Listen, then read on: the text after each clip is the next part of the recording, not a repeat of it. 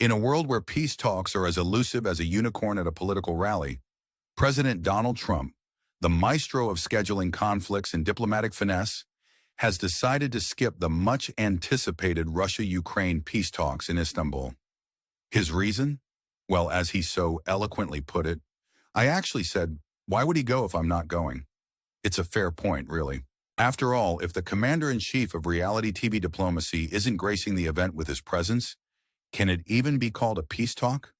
Now, before you start thinking that Trump's absence is a diplomatic faux pas, let's delve into the genius behind this move.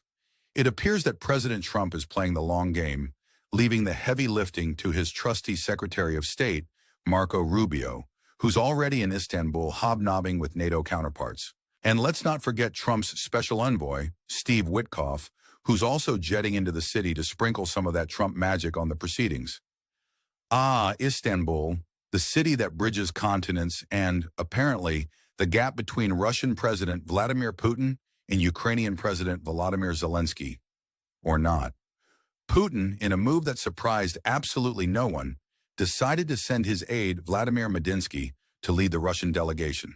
Meanwhile, Zelenskyy, not one to be outdone, declared he would only sit down with Putin himself.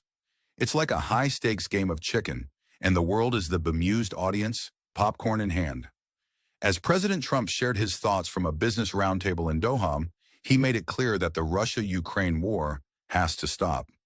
In his trademark style, he lamented the $350 billion that's been spent on the conflict, money that seems to have disappeared into the ether without a trace.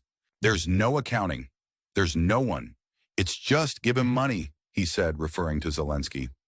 And just like that, Trump has uncovered the greatest mystery since the Bermuda Triangle. But let's not forget the real star of the show here, Volodymyr Zelenskyy, whom Trump has dubbed the greatest salesman, maybe in history. Every time Zelenskyy visits the United States, he somehow walks away with billions. That's a good salesman, right? Trump mused with a hint of admiration. And who can blame him? In the world of high-stakes diplomacy, Zelenskyy is the guy who walks into a car dealership and leaves with a fleet of Ferraris for the price of a used sedan. Meanwhile, the ever-diplomatic Marco Rubio is taking a somber tone on the peace deal, stating it's close but not close enough. It's a bit like saying you're almost ready to jump out of a plane with a parachute that's half-packed. But credit where it's due, Rubio is working hard to ensure Ukraine isn't excluded from the talks, even as he pushes back on NATO criticism. As Trump prepares to visit a U.S. installation in Qatar, he's using his trip to the Gulf states to denounce the interventionism of America's past. It's a bold move, considering the U.S. has been as interventionist as a nosy neighbor peeking over the fence. But Trump, ever the visionary, is charting a new course, one where the U.S. is less of a meddling neighbor and more of a laid-back observer with a cool drink in hand.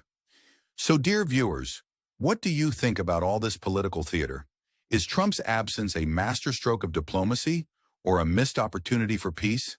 Share your thoughts in the comments below, and while you're at it, don't forget to subscribe to the channel and hit that like button.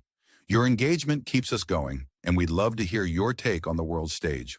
And remember, in the grand spectacle of global politics, sometimes the most powerful move is the one not made. Or, as Trump might say, why go if I'm not going? After all, in a world full of chaos and conflict, sometimes the best strategy is to sit back, watch the show, and let others do the heavy lifting. Who knows, maybe peace will break out when we least expect it.